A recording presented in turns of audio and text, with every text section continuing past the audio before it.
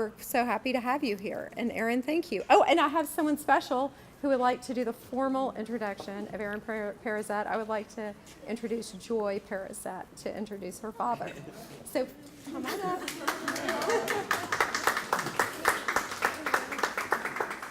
Now, please welcome Aaron Parazette, which is a great painter and father.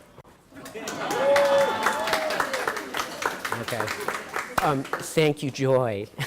and thank you so much, Talley, and for allowing me to do the exhibition here. It's wonderful to be here again and have the work in the space. It looks fantastic for me. And also, thank you to Robin, wherever you are floating around back there. It's so nice to hear your warm words and remembrances of coming to Texas. And in a way, I wasn't kidding when I said I'd like you to do my talk. It's a tough act to follow. So that said, I thought that I just want to say a few words, and then I will also, as Robin said, I would entertain any questions that you have. But what I thought I would talk about is my motivations for the show, this particular show. I've been making shape paintings for about the past 7 or 8 years. Most of them have been small shape paintings, and there's been more variation in the actual form. When I say shape paintings, the supports, rather than being rectangles or squares, are shapes, as you can see all around me. And for this show, after making those for many years, I had when I had made, I'm going to go back to the first group of them that I made, I had them in the studio, and a good artist friend of mine, someone who I respect his opinion a great deal, came to the studio, and he took a look around. The work was similar to what you're seeing here with, again, variation in shape, and he took a long look around, and he said, "Now I know why Ellsworth Kelly makes his all one color." And I was slightly taken aback, and I sort of banked that, and I thought about it held it for many years, and then about 1.5 years ago, I was at a lecture at the Menil Collection where the esteemed art critic Yves Lembois was talking about Ellsworth Kelly.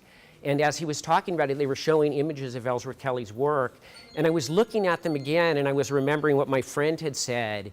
And I thought I was looking at his beautiful shapes that are all one color and thinking to myself, that looks like a missed opportunity. And so that's what really spawned this show, that I then with the offer for an exhibition from Talley and thinking about that, I decided that I would narrow the focus of the work to being only irregular quadrangles, which is what these forms are known as. They're four-sided shapes with irregular angles, which are what many of Ellsworth Kelly's shape paintings are. And that I would commit myself to composing on those shapes rather than making them all one color. And so I set about doing that, and the building process, which was both labor-intensive and enjoyable. And in that process, as the supports were coming into being, first as wood panels, and then as I would stretch the canvas, I realized how wonderful they were just as shapes. And so when I set about making composing the paintings that would go on to those supports, it was quite challenging, and now you're seeing the evidence of what I came up with all around you. And those are really my motivations for the show, and I'm interested in any questions that you have or in casual conversation as the evening goes on in knowing what your responses are. I'm very pleased with them, and one of the things that I tried to do is respond to each of the forms as they had slight variations for what it seemed to want intrinsically.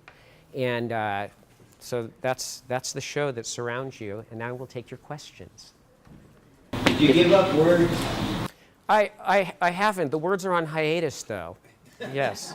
That is, there are a few brewing, I would say. That is, I made, alongside actually the smaller shape paintings that I refer to as the Color Key series, I've made some word paintings. So geometry and words, interchangeable. I guess I would answer that definitively as I've never given anything up completely. You can always return to it, yes. I have a question. Could you talk a little bit about your color palette and how you choose color, what influences your choice of color?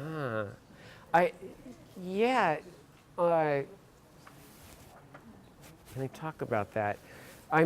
I do have, as if you've known the work over a period of time, or just in this show alone, you can see certain tendencies in the palette that I have my color palette. And it's both intuitive and I think informed to some degree by my undergraduate study in color theory. And so there's, I'm constantly, in a way, working against solutions that would seem to be the right solutions. And so coming up with odd color combinations where I can. So it's not necessarily always a reference to like mid-century or something like that. No. No, that's the, as you bring that up, that's the first I've thought of that possibility. Yeah. Do you? Yes. How do you decide what the orientation of any one of these pieces is to be on the wall? That's a good question. Also, most of them, when I'll call it laying out, when I determined what the four-sided irregular quadrangle would be, I had an idea for what the orientation would be, and not just an idea, a definitive decision. And that, as you look at them, that's how most of them hang now. But there are a few that got changed considerably. Like the one that's right behind you, that's called, the name of it is Stone Mountain. That was at one time the long right-hand side was actually a vertical line, and I looked at it for a while on the wall. If you looked at the way it's constructed in the back, that's the way it was meant to be hung. And I looked at it, and it was awkward, and so I turned it and put some more blocks on the back of it so I could hang it in the way that it is now. So from the get-go, you have an orientation in mind, and then occasionally, sometimes that Yeah. changes. Yes, and I would say that's maybe 2 or 3 of them that's true of it changing, but for the most part, I know what it's going to be when I start. Yes, Chris? So maybe kind of a follow-up question, but are you assuming pencil design using the palette on the computer, using the key on the computer, and then just translating onto the canvas? Correct. How much, what's the variation, how much adjustment, have you ever gotten into a situation where you want to turn out, to get to the real object?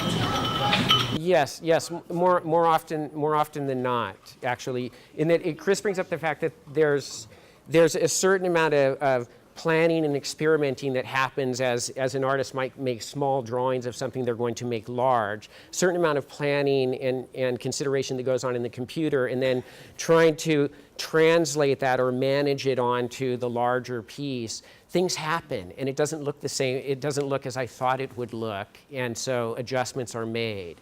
And I would say that happens 75–80% of the time, small or large. Yeah. Minor, like analogous color adjustments or complementary, larger? Well, okay, maybe the easiest one and most dramatic that I can point out is the painting that's on the end wall there that has a white triangle butted up against a red triangle with the what I would think of as a reference to Barnett Newman, a zip, but also a racing stripe, the double pin line of the white and the black. That painting was originally, it's the first of the larger pieces, and originally the red that is on the left-hand side was on the right, and there was a deep crimson on the left. And so it was going to be a near value red painting, entire monochrome with the zip, and I looked at it for a time and decided that it wasn't right, and so went back to the proverbial drawing board and shifted it that way. You referenced color theory. I was Yes. did all kinds of research, and one of the things in this presentation, they're all white walls. Uh-huh. Visualize that ahead of time. I don't visualize it, but I anticipate it. That is that I'm anticipating that they will most, in all likelihood, they're going to end up on white walls or near white walls. Though I think the idea of the work being hung on colored walls is interesting, and the wall drawings have sometimes, I'm thinking more about how the color interacts with the architecture, and therefore, but I've never actually hung a painting on a colored wall, so, yeah. With your canvases, do you just randomly think of them, or do you really spend time on critiquing the shape and making it the way you want? I spend time critiquing the shape, yes. You know that.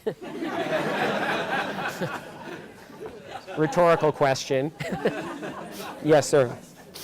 Building on James's question, when you make a sale of one of your works, do you impose any conditions as to the color of the background or the nature of the surroundings that it's in? No, no, and I'm glad you asked that question, because one of the things that I've thought about the work as I saw it develop in the studio, and the way that it developed as a body of work, I was only able to, I have a nice studio, but I can look at like 3 of these paintings at once in the studio, and then they have to be packed away, and so they're not seen together again until I see them here. But as I was making them and seeing 3 together in the studio, I was thinking that they're better separated than together, that they need space around them. And it's something, this is something that is a larger position about artworks interacting with other artworks, interacting with architectural space, interacting with furniture, and why I think, why I'm deeply honored to have a solo exhibition and Talley, committing her gallery to my work, being all together.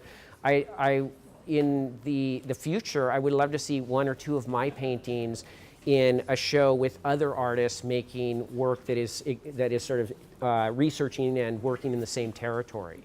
So, were they to go on a colored wall, I'd have an opinion about that. But coming back to your exact question, I do not impose any conditions on someone. Just the care and feeding of the work. So most of your paintings are very flat, but this one has this depth perception. Yeah. So what made you go in that direction, or is that? Yeah, a few of the earlier shape paintings have used what I would say is a drawn perspective to suggest space. And that painting, the form as I was drawing on the computer and then ultimately transferring it to the painting, suggested that composition.